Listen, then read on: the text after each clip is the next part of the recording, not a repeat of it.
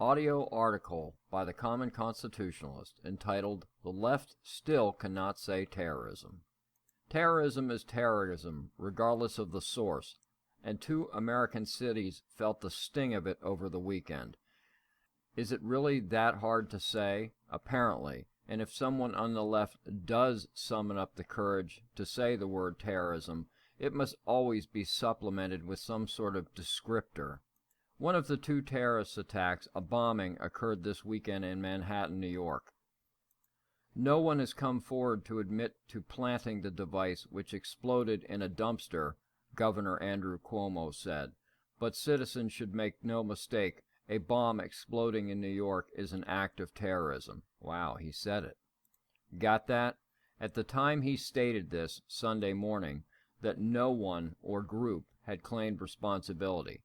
Yet he was quick to insist that it was not the work of ISIS or any specific group. However, he also added that, "We're not going to let them win. They want to make you afraid. We're not going to let them instill fear."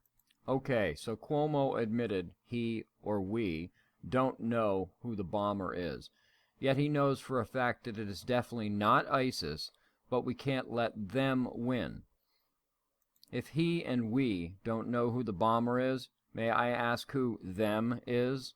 Now, knowing that even in the face of tragedy, Democrats consider everything through a political lens, is the definitely not ISIS exclamation by Governor Cuomo a veiled attempt not to tie Obama's mass immigration of Muslims to the U.S.? I don't know, but I wouldn't doubt it. The Manhattan bomber may not be the work of an Islamist, but the attack at the Minnesota Mall on Saturday sure was. As I stated, regardless of the source, the 2 acts were terrorism nonetheless.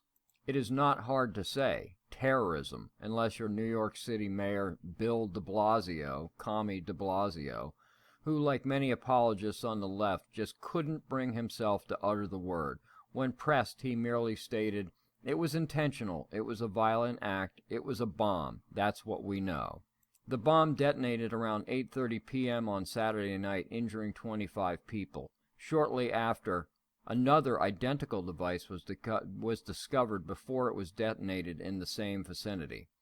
Interestingly, both IEDs were pressure cooker bombs, the same types that were used by the Boston bombers, so it would not be much of a stretch to conclude it may be the work of Islamists. The vicious knife attack that also happened Saturday night at the Crossroads Center Mall in St. Cloud was more cut and dry.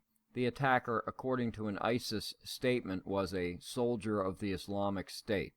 They quote, "The executor of the stabbing attacks in Minnesota yesterday was a soldier of the Islamic State and carried out the operation in response to calls to target the citizens of countries belonging to the Crusader Coalition," stated ISIS. The attacker referenced Allah and actually asked one of his victims if she was Muslim.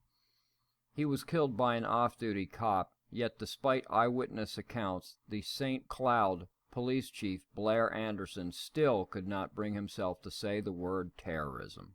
Now, an online manifesto has surfaced which, if true, may be a nightmare for the left. The author of the Tumblr post is a Trump-hating LGBT activist. If true, could this news be worse for the left? The now deleted post boldly stated, "I'm the New York bomber."